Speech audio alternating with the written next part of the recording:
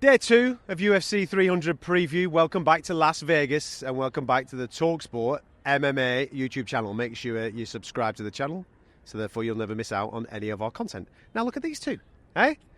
We thought we'd take the glamour up a touch on the show. That's right. Nick Peet is in the house from the world famous Fight Disciples, and my colleague at TNT Sports here, the one, the only face of MMA for such a long period. I don't want to date you here, Caroline, with how long you've been covering the sport. 10 years. But Caroline Pearce is in the house as well. We've just witnessed press conference day. We've seen many of these over the years. Really refreshing to see every single fighter back on the top table rather than just the main event and the title fights. We saw them all.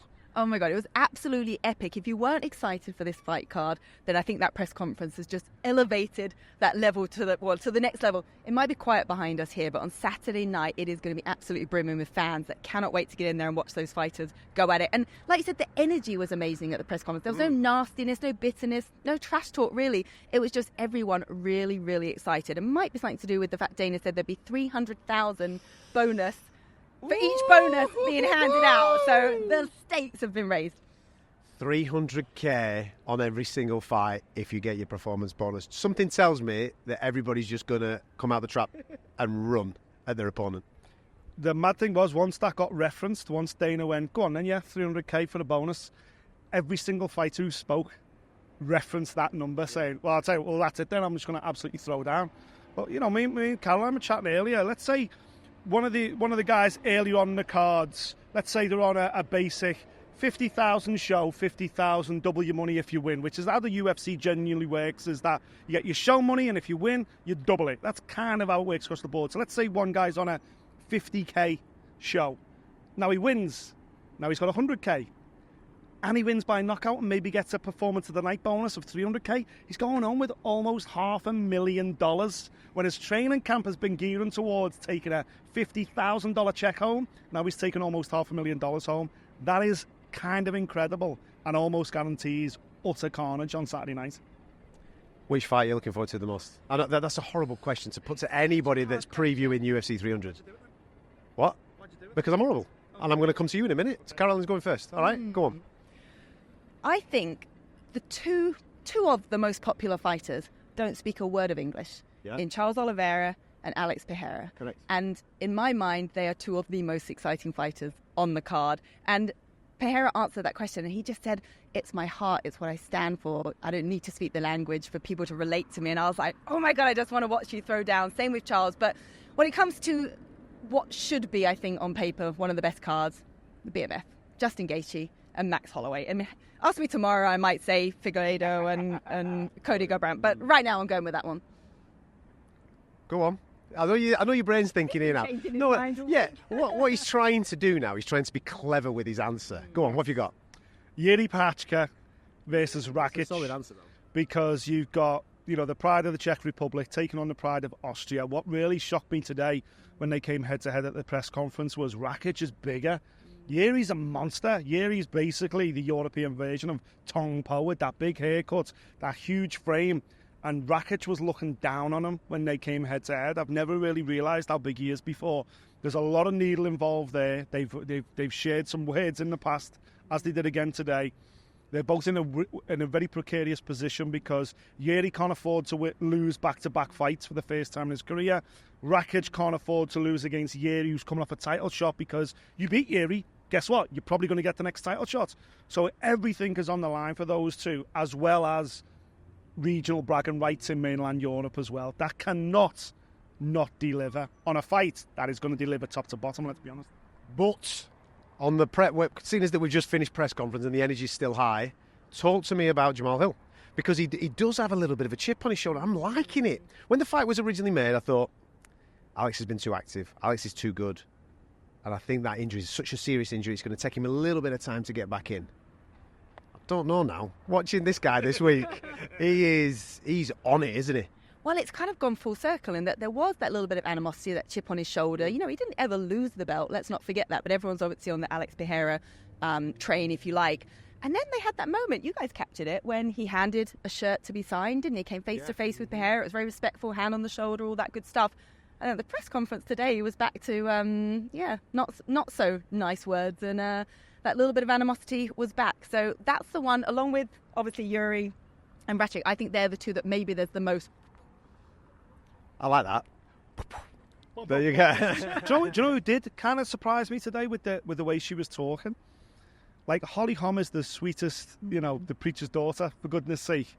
To be able to trash talk Holly Holm takes some going, and yet it kind of happened.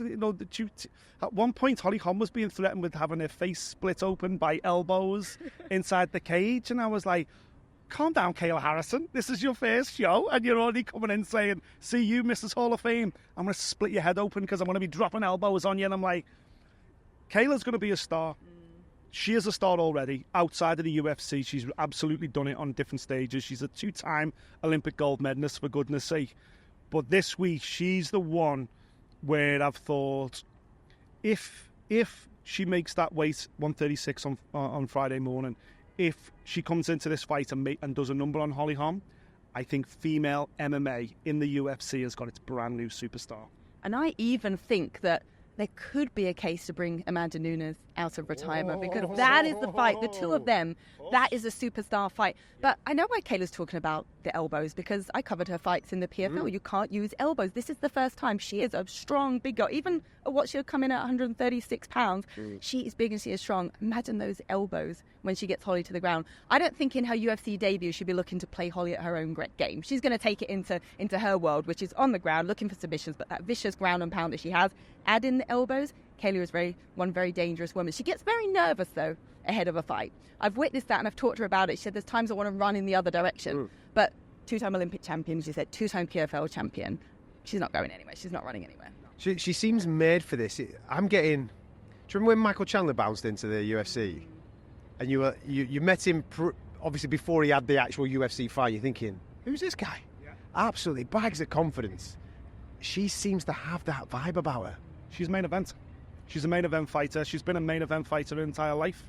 A record speaks for itself, and the UFC might be late to the Kayla Harrison party, but I truly believe that she beats Holly Holm on Saturday night, she gets the next title shot. I don't think there's any ifs, buts or maybes.